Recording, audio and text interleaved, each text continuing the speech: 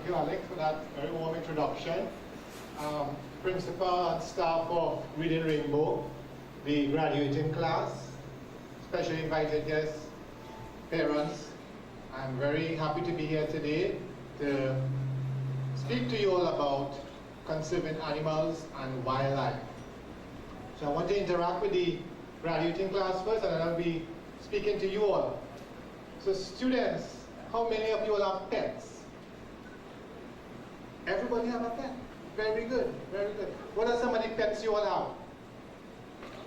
What pet you have? Fishes. Rabbit. Parrot and fishes. And what about you? What type of pet you have? A puppy. A puppy. Good. A dog. A fish and a cat. What about you? What type of pet do you have? A cat. Right? What do you have? A cow? A dog? Let me hear you. What type of pet? A what? A bat? A what? An elephant? Right, good. That's a big pet.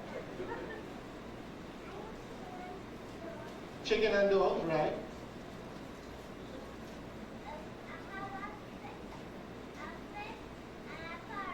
What type of fish you have? Do you know the name? Okay. Good, a fish. So many of you will have pets. Fishes, dogs, rabbits, personally back of an elephant. Right?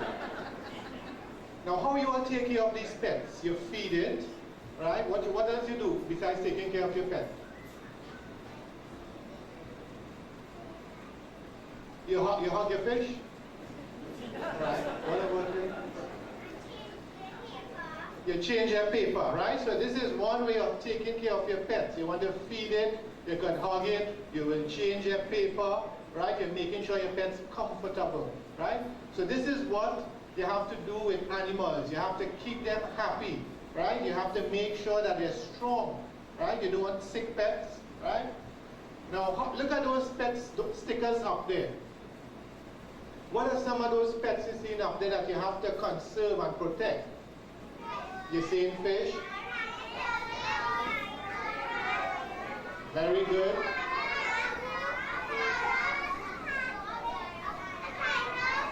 Very good. Yes. Right. So they identify all the pets. And I see some of them from Lion King. Remember Lion King? Right, I see some of the lions up there and things from Lion King, so very good. Now they have some Disney movies that deal with protecting animals and protecting the wildlife. You also Happy Feet? With penguins, you never say Happy Feet? Good, some of you also Happy Feet, right? What about the Lorax? Any of you also the Lorax? Right, in both those movies, they were, one of the stories they were trying to teach you all was to protect the environment. Right? So even at this young age, you will have to know how to protect the environment. Now, most of you, well, if not all, took part in the little productions. Some of you all were on the beach for the oil spill. Some of you all were in the forest. Some of you all were in the zoo. Right? And what were you trying to do? You were protecting the environment. You were protecting animals. Right? So what I want to tell you is that what you did here today, you must continue doing it throughout your life. When you're going to primary school, and when you're going to secondary school, and when you become adults like your parents, you have to continue protecting the environment. You have to keep on caring for the tigers and the giraffes. You have to make sure that nobody pollutes the oceans, right? So what you did here, that wasn't just a play, a performance. That is teaching you about life, right? So you must always learn to protect the animals. You mustn't kick your dog. You mustn't kick your pets, right? What about a snake? You think we should protect snakes or we should kill them? They're animals too, but I don't expect you to go and hang up snakes in your yard, right?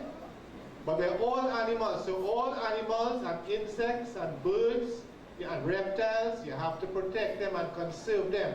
Suppose there was no ban on hunting. What do you think would happen to the manico and the iguana and the lap and the deer? What do you think would happen to all these animals? If we allow people to just hunt animals, what would happen? They would die out.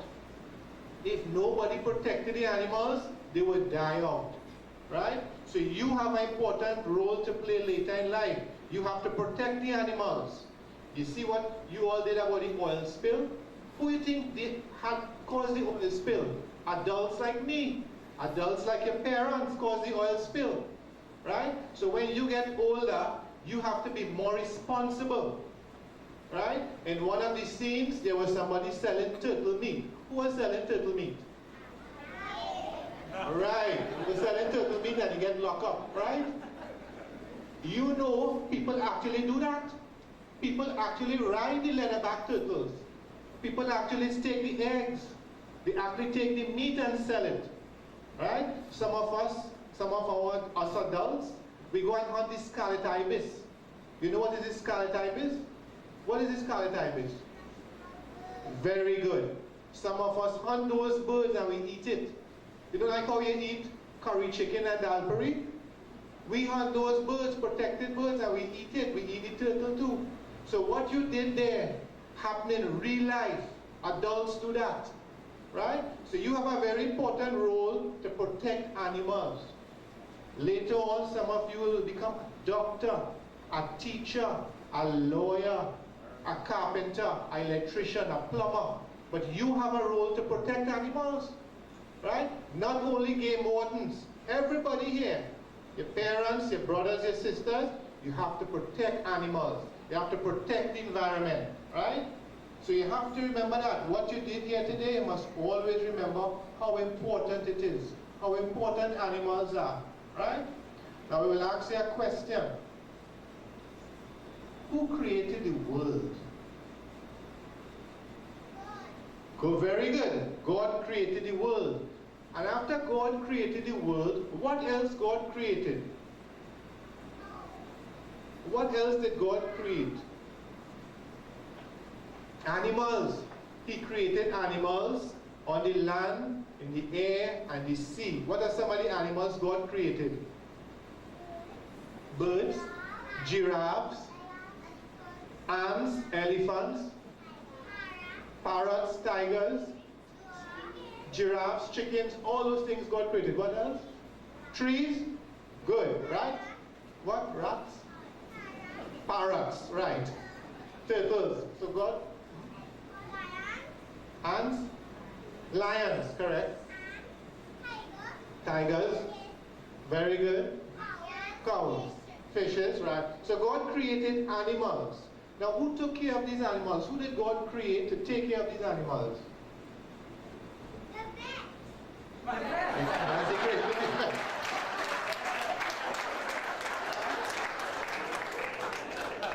Right, so the creation story says that God created Adam and Eve. Adam and Eve, you all know Adam and Eve? You heard that story? Right? Some of you might have heard it in Sunday school, right? Or your parents might have told it about Adam and Eve. So God created these animals, and God created humans, and we have to take care of the animals. The animals don't take care of you, we take care of the animals. Right? So I want you to remember that we have to take care of the animals. It's very important. Right? And if you go to Sunday school, you will learn about Noah. Noah had to take 2 sets of animals, right, into the ark, the boat, so that they would produce more animals. Right? So it's very important you take care of the animals. Right? Now I have to speak to the adults briefly, and what I want to tell you all is to encourage your children to be optimistic, to encourage your children to believe that they could continue protecting the environment, and to make sure that your children continue to be proactive, continue to be brave. That same bravery they did there in this performance must not remain as a performance. A lot of times, we adults, we tend to be in our comfort zones.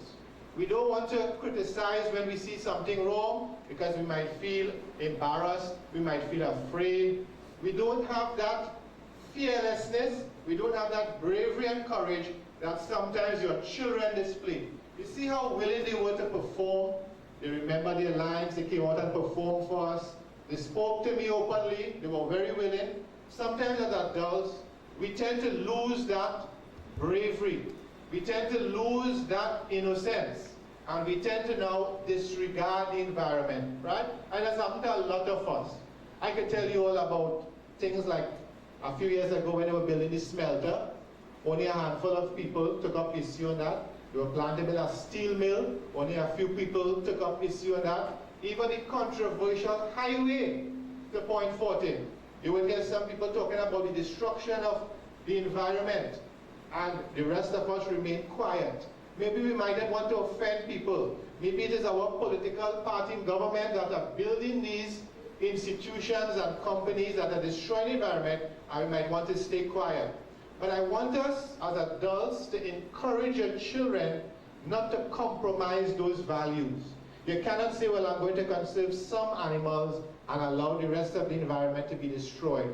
You need to encourage your children to have a stance, have an ideological stance, have a view of the world, so that they would appreciate the plants and the animals, they'd appreciate the ecosystem.